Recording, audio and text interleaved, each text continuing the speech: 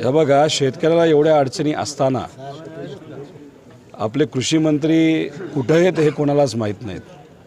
त्यांचं वक्तव्यसुद्धा कुठं आलेलं नाही.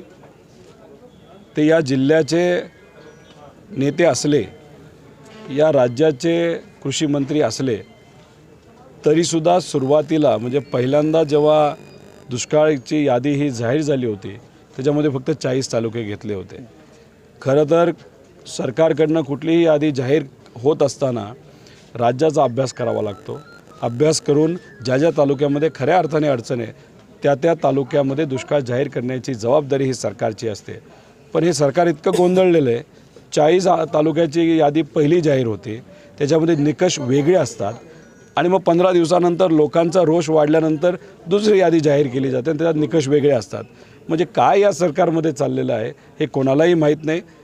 दिवाळी या शेतकऱ्यांची गोड करणार असं सरकारने सांगितलं होतं. कुठल्या हेतूतून गोड करणार हे खरंच अजूनपर्यंत शेतकऱ्याला कळलेलं नाही. विम्याचे पैसे पोचलेले नाहीत, पोचले असले तरी 1200-1500 रुपये पोचलेले आहेत. आणि दुष्काळ स्वतःच्या डोळ्यासमोर जे उभं पीक आहे ते जाणार हे माहिती असताना दिवाळी कशी गोड होणार. तर मग सरकारकडनं मदत ही लवकर दिली गेली पाहिजे. नाही तर हा शेतकरी व्याजावर पैसा घेईल, 5% महिन्याला व्याज देईल. मग जेव्हा सरकारचा पैसा वर्ष दीड वर्षाने आल्यानंतर तोपर्यंत जे काय खर्च केलेला असतो तो पूर्णपणे व्याजामध्ये संपलेला असतो. त्यामुळे या शेतकऱ्याची खरी अडचण या सरकारने समजून घेतली पाहिजे आणि याच्यावर बोललं पाहिजे, ना की नको त्या विषयावर बोललं पाहिजे. आता दुष्काळ आहे, 956 गावं हे टंचाईग्रस्त घोषित केले आहेत बीड जिल्ह्यातले. आता 3 तारखेला शासन आपल्या दारी हा प्रोग्राम असणार आहे. CM देखील येत आहेत, परळीत असणार आहे हा प्रोग्राम. कसं पाहता त्यांच्याकडनं तुमची मागणी काय असणार आहे, काय आव्हान असणार आहे त्यांना काय? आता तो प्रोग्राम जेव्हा होईल तेव्हा कितीही गाड्या त्यांनी पाठवल्या, कितीही आमिषं दाखवली तरी मला नाही वाटत लोक त्या कार्यक्रमाला येतील. शासन आपल्या दारी याचा स्पष्ट मराठीमध्ये अर्थ असा आहे की शासन आपल्या दारी म्हणजे सामान्य लोकांच्या दारी हे शासन आलं पाहिजे.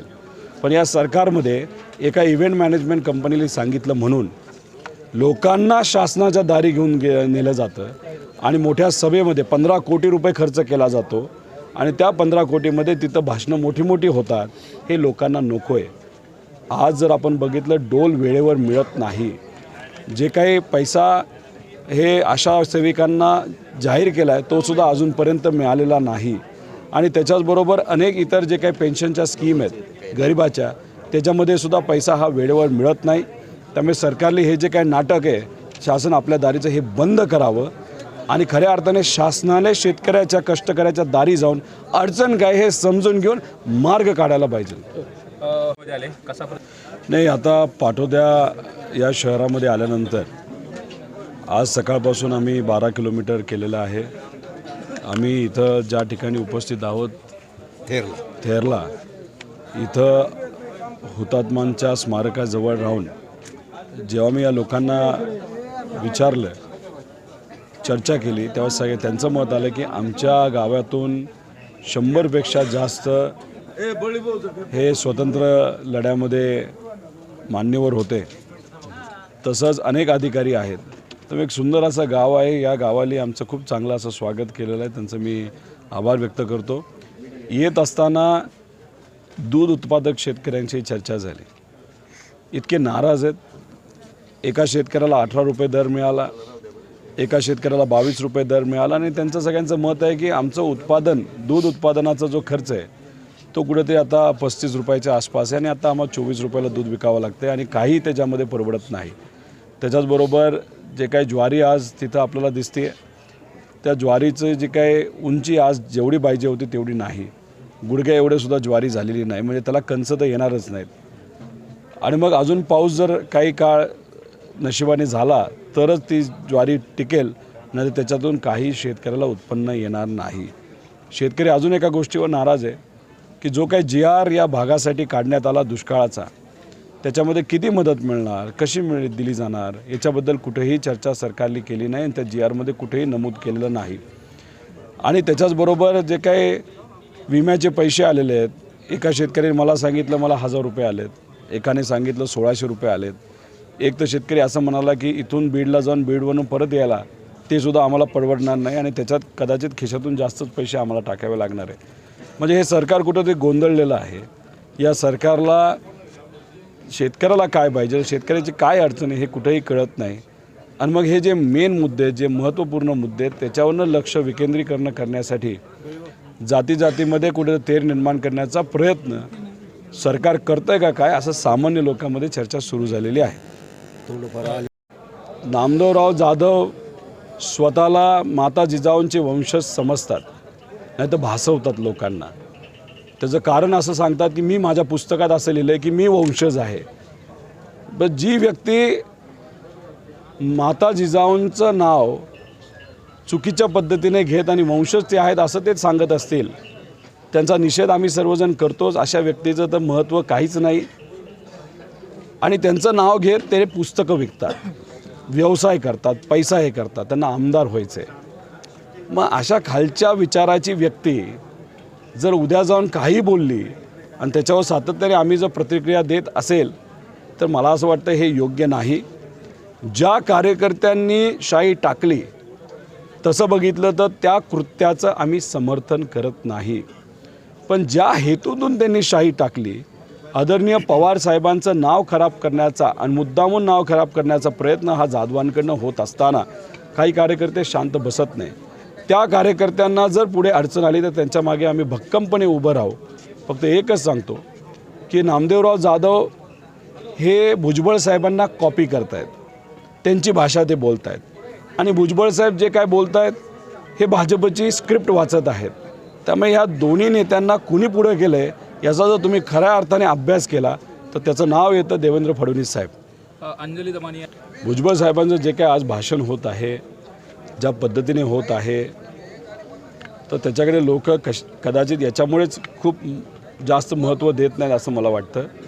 कारण का त्यांच्यावर अनेक ॲलिगेशन झालेले आहेत. ते खरे खोटे हे मला तरी सांगता येणार नाही. पण दमानियांचा जर अभ्यास चांगला असेल आणि त्यांनी त्याच्यातून काही मांडलं असेल तर तो त्यांचा विषय आहे. पण अजून असे अनेक लोक कदाचित येत्या काळामध्ये पुढे येतील ज्यांना कुणीतरी दबावतंत्राच्या माध्यमातून अडचणीत आणलं असेल. पण ते केलं नाही केलं हे आपलं तरी सांगता येणार नाही. पण लोकांमध्ये जी चर्चा आहे ती नक्कीच अशी आहे की कदाचित केलं असावं. पंकजाताईंचं स्टेटमेंट जर आपण ऐकलं तर त्यांनी सांगितलं होतं की त्यांना त्या सभेला जायचं होतं, पण भाजपच्या नेत्यांनी सांगितलं की जाऊ नका. आता भाजपचे नेते आज या महाराष्ट्रामध्ये कोण? तर देवेंद्र फडणवीस साहेब. मग कदाचित देवेंद्र फडणवीस साहेब प्रयत्न असा करत आहेत, याच्या आधीचे जे कोणी लोकनेते होते ओबीसी समाजाचे तसंच इतर समाजाचे, त्यांना तरी भाजपने संपवलेलं आहे. तसे लोकातून ते संपलेले नाहीत, पण त्यांची ताकद कमी करण्याचा प्रयत्न झाला आहे. जसं खडसे साहेबांची ताकद कमी करण्याचा प्रयत्न झाला होता, फुंडकर साहेबांची ताकद कमी करण्याचा प्रयत्न झाला होता, पंकजाताईंची ताकद आजसुद्धा कमी करण्याचा प्रयत्न भाजपने सातत्याने केला जातो. आणि मग ह्या सर्व ओबीसी भाजपच्या नेत्यांची ताकद कमी करत आता कदाचित देवेंद्र फडणवीस साहेबांनी एक नवीन समीकरण पुढं आणलेलं आहे, ते भुजबळ साहेबांच्या माध्यमातून. आता ह्याच्यातून काय संदेश देण्याचा प्रयत्न ते करत आहेत मला माहीत नाही. कारण का भुजबळ साहेब एक मोठे नेते आहेत, त्यांचा अनुभव खूप मोठा आहे. मोठी खाते त्यांनी सांभाळलेली आहेत. ओबीसी खातं त्यांनी सांभाळलं नाही सांभाळलं हे मला आज सांगता येणार नाही, पण त्याच्यामध्ये कदाचित आर्थिक तरतूद कमी असल्यामुळे त्या खातं त्यांनी सांभाळलं नसावं.